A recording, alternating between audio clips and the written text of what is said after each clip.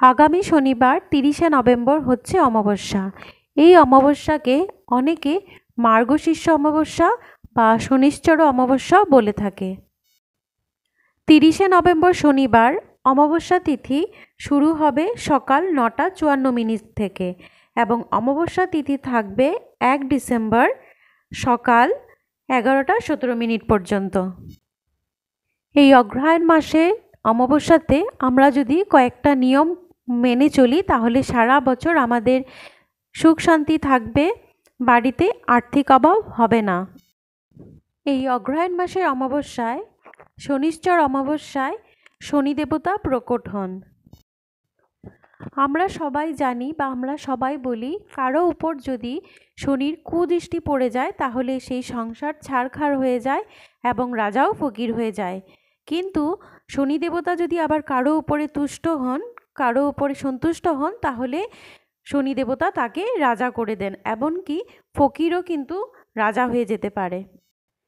এই দিনে শনি দেবতার বিশেষ আশীর্বাদ পাওয়ার জন্য শনি মন্দিরে অবশ্যই একটা তিলের তেলের প্রদীপ, বা যদি তিলের তেল না থাকে তাহলে সর্ষে তেলের মধ্যে কিছুটা কালো তিল দিয়ে সেই প্রদীপটা শনি মন্দিরে জ্বালানো খুবই শুভ। বলা হয় যে এই অমাবস্যার তিথিতে নিজের সাধ্য মতো যদি আমরা দান দক্ষিণা করি, কোনো দরিদ্র ব্যক্তিকে যদি আমরা দান করি তাহলে বিশেষ শুভফল পাওয়া যায়। এই দিনে যেমন শনি দেবতার পুজো করা হয়, তার পাশাপাশি ভগবান বিষ্ণু, মহাদেব এবং মহাগৌরীর পুজো করা হয়। শাস্ত্রে বলা হয়েছে এই মার্গশীর্ষ অমাবস্যার ব্রত যারা করেন তাদের জীবনে কোনো বাধা বিপদ থাকে না, জীবন সুখের হয়, শান্তির হয়। স্থান বিশেষ, জায়গা বিশেষ এই মার্গশীর্ষ অমাবস্যা ভিন্ন ভিন্ন রীতিতে ভিন্ন ভিন্নভাবে পালন করা হয়। অনেকে বিশ্বাস করে এই মার্গশীর্ষ অমাবস্যার দিন পিতৃপুরুষরা মর্তে ফিরে আসেন তাদের পরিবারের সঙ্গে দেখা করতে, এবং এই দিনে পিতৃপুরুষের উদ্দেশ্যে ১৬টা প্রদীপ জ্বালানোরও নিয়ম রয়েছে।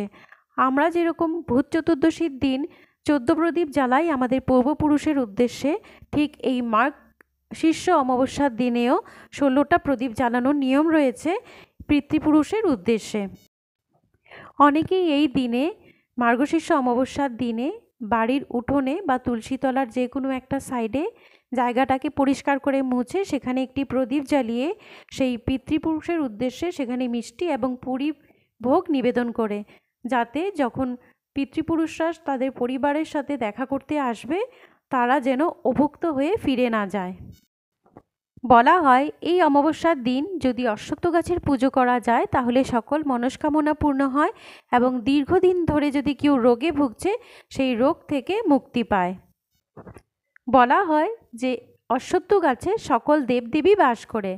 মার্গশীর্ষ অমাবস্যার দিন সকালবেলা উঠে স্নান করে শুদ্ধ বস্ত্র পরে তারপর একটি ঘটিতে জল নিয়ে তাতে কিছু সামান্য পরিমাণে কাঁচা দুধ মিশিয়ে সেই জলটি যদি আমরা অশ্বত্থ গাছে ঢালি এবং তারপর সেখানে একটি প্রদীপ জ্বালিয়ে সেই অশ্বত্থ গাছের চারপাশে ৩বার ৭বার বা ১১বার পরিক্রমা করে আমরা হাত জোড় করে প্রণাম করে মনের মনস্কামনা বলি, তাহলে সেই মনস্কামনা পূরণ হয়। যাদের বাড়িতে সবসময় অশান্তি লেগেই থাকে, বাড়িতে অসুখ বিসুখ থাকে, কখনো কোনো কাজ করলে সেই কাজে সফল হয় না, সেই ক্ষেত্রে এই মার্গশীর্ষ অমাবস্যার দিন যদি আমরা গৌমাতাকে একটি রুটি খাওয়াতে পারি তাহলেও বিশেষ শুভফল লাভ করা যায়। বলা হয় যে গৌমাতাকে যদি আমরা প্রত্যেক দিন একটি করে রুটি খাওয়াই তাহলে বাড়িতে সুখ শান্তি সমৃদ্ধি ফিরে আসে। এই মার্গশীর্ষ অমাবস্যার দিন সন্ধেবেলা যদি আমরা একটা কালো কুকুরকে রুটি খাওয়াই তাহলে আমাদের সকল গ্রহদোষ দূর হবে এবং বাড়িতে ফিরে আসবে সুখ এবং শান্তি, এবং আমরা রোগমুক্ত হব।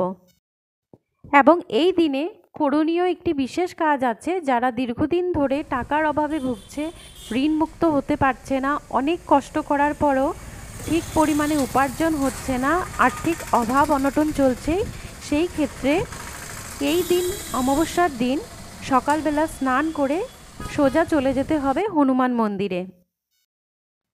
তবে হনুমান মন্দিরে যাবার আগে একটি বিশেষ কাজ করতে হবে, সেটা হলো অশ্বত্থ গাছের থেকে 11টা পাতা তুলে আনতে হবে। সেই পাতাটা মাটিতে ঝরে পড়া পাতা আনলে হবে না এবং নিখুঁত পাতা হতে লাগবে।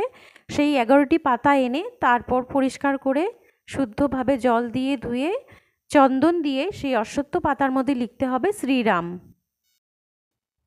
এবার সেই অশ্বত্থ পাতাগুলোকে সুতো দিয়ে গেঁথে একটি মালার মতো করে নিতে হবে এবং হনুমান মন্দিরে নিয়ে, যদি পুরুষ মানুষ হয় তাহলে হনুমানের গলায় পরিয়ে দিতে হবে, আর যদি স্ত্রী হয় তাহলে হনুমানের চরণে রেখে প্রণাম করতে হবে।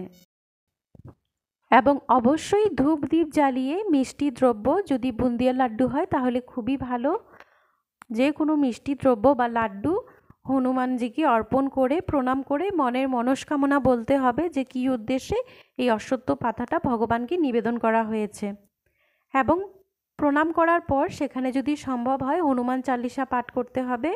হনুমান চালিসা পাঠ করে ভগবানকে আরতি করে পূজার যে প্রসাদটা আমরা ভগবানকে দিয়েছিলাম সেই প্রসাদটা এনে ছোট বাচ্চাদেরকে খাওয়াতে হবে।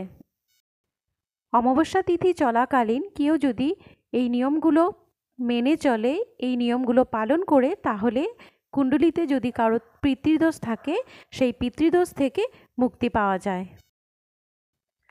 অন্য কোনো উপায় না করলেও এই অমাবস্যার দিন শনিবারে অবশ্যই শনি মন্দির এবং হনুমান মন্দিরে পুজো করবেন, অনেকটাই ভালো ফল পাবে। আমার আজকের কথাগুলো তোমাদের কেমন লাগলো আমাকে অবশ্যই জানাবে। যদি ভালো লাগে, যদি তোমরা মনে করো যে এই নিয়মগুলো ফলো করলে তোমরা উপকৃত হবে, তাহলে অবশ্যই একটা লাইক করে দিও, শেয়ার করে দিও। আর আমার চ্যানেলে যদি তোমরা নতুন এসে থাকো তাহলে অবশ্যই সাবস্ক্রাইব করে পাশে থাকা বেল বাটনটি প্রেস করে দিও, যাতে এরকম নতুন নতুন ভিডিও আপলোড করলে তোমরা সবার প্রথম নোটিফিকেশন পেয়ে যাও। আজ তাহলে চলি, আবার আসবো আরও সুন্দর সুন্দর নতুন ভিডিও নিয়ে। তোমরা সবাই ভালো থেকো। জয় শ্রীরাম।